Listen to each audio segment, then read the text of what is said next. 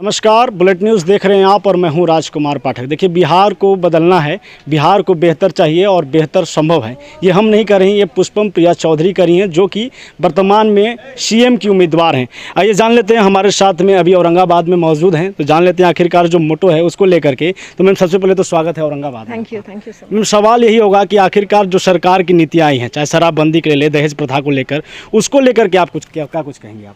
दोनों ही दो नीति है। अभी मैंने हाल फिलहाल में शराबबंदी पे बोला था। प्रोहिबिशन एज अ पॉलिसी पूरे वर्ल्ड में एक फेल्ड पॉलिसी है। 1920s में ही अमेरिका में लागू किया गया था, फेल हो गया। हमारे खुद के देश में NTR ने भी लागू किया था, वो भी उनको ख़त्म करना पड़ा। उसमें सबसे बड़ा प्रॉब्लम ये है कि जो कॉस्ट है प्रोहिबिशन का, वह बहुत ही ज़्यादा हाई है। उसकी वजह ये है कि हमारी स्टेट की कैपेसिटी बहुत ही लो है। स्टेट कैपेसिटी बढ़ाने पर तो सरकारों ने कभी काम ही नहीं किया है कि बढ़े, और कोई भी ऐसा रिसर्च नहीं है पूरे वर्ल्ड में जो कि ये बताता हो या ये नहीं बताता हो कि रेगुलेशन करने से उतना ही फ़ायदा नहीं होता है जितना प्रोहिबिशन करने से होता है। अगर सही तरीके से रेगुलेट किया जाए तो जो भी हमारे इंटेंडेड गोल्स हैं, जो हम अचीव करने की कोशिश कर रहे हैं, वो सारी अचीव की जा सकती है। लेकिन वो तो प्रोहिबिशन तो फर्स्ट ऑफ ऑल कहीं है नहीं, बंदी तो है नहीं, वो तो बस कागज़ पे एक बंदी है। और उसका प्रॉब्लम ये है कि इससे जो ये कर रहे हैं अभी कि कागज़ पे बंद है लेकिन हर जगह मिल रहा है, इसकी बहुत सारी नेगेटिव एक्सटर्नैलिटी है। एक तरफ तो जो सेंटर है वो करप्शन ख़त्म करने की कोशिश में इतनी सारी नीतियाँ लेके आती हैं, और एक तरीके से जब आप ऐसी चीज़ें करते हैं तो आप पंप कर रहे हैं करप्शन सिस्टम में। दूसरी नेगेटिव एक्सटर्नैलिटी ये है कि आप जो बाकी इलीगल चीज़ें हैं उसको बढ़ावा दे रहे हैं। उसमें prohibition is also one of them. तो ये फेल्ड पॉलिसी है। इसको रेगुलेशन करने, मैंने ये बोला भी है अभी हाल फिलहाल में कि रेगुलेट करेंगे, अच्छी तरह से रेगुलेट करेंगे। अगर कोई डोमेस्टिक वायलेंस है इसकी वजह से, वो भी एक अलग विषय है, क्योंकि कोई स्ट्रॉन्ग कोरिलेशन या काउंटर फैक्चुअल इस बात का नहीं है कि इसी के वजह से डोमेस्टिक वायलेंस है। डोमेस्टिक वायलेंस को कंट्रोल करने की ज़रूरत है। उसके लिए जो अल्कोहलिक्स हैं उनको रिहैबिलिटेशन देने की ज़रूरत है, और जो भी इसका रेवेन्यू आएगा वो महिलाओं पे खर्च होगा। और बाकी लोग जो दावा करते हैं महिलाओं के लिए चीज़ें करने की, कुछ नज़र तो नहीं आता है। मैम, एक सवाल और होगा, औरंगाबाद में आप आई हैं, पिछले 6 महीने से आप काम कर रही हैं, जहाँ जा रही हैं वहाँ पे उम्मीदवार आप उतारते जा रही हैं।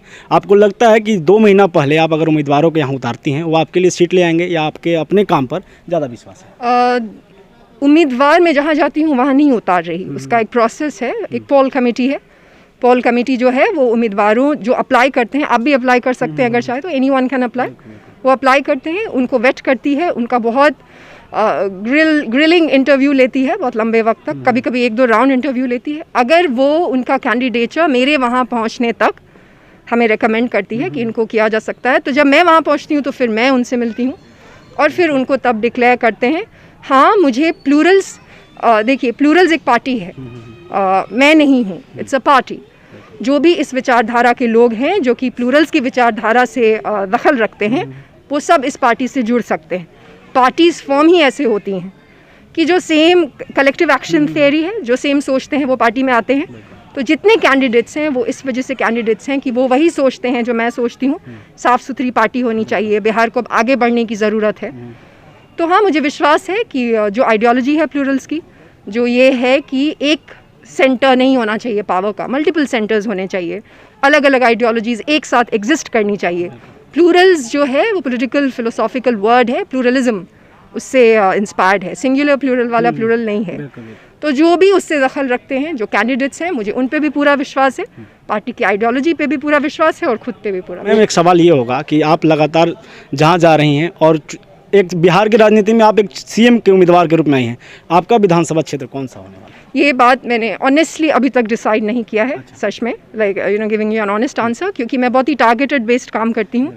अभी जो टारगेट है मेरा वो है साफ़ सुथरे अच्छे लोग, नॉर्मल लोग जो अलग अलग जगह काम करते हैं समाज के, उनको पहले कैंडिडेट्स सही जगह से उतारें, और अपने बारे में आखिर में सोचेंगे कहाँ से। पूरा बिहार ही मेरा है, मैं कहीं से भी आ सकती हूँ, उसके लिए रेडी रही। बहुत बहुत धन्यवाद ma'am. Thank you so much. तो ये थे हमारे साथ पुष्पम प्रिया चौधरी मैम, जिन्होंने लगातार ये कहा कि किस तरीके से बिहार की वर्तमान राजनीति है उसे लेकर के वो क्या कुछ बदलना चाहती हैं, जो स्थिति है उसे वो बदलना चाहती हैं। बने रहिए हमारे साथ, औरंगाबाद में है और ग्राउंड पर जा रही हैं, वो लोगों के बीच में जो मुद्दा है उसे ले रही हैं। बने रहिए और देखते रहिए बुलेट न्यूज़। बहुत बहुत धन्यवाद।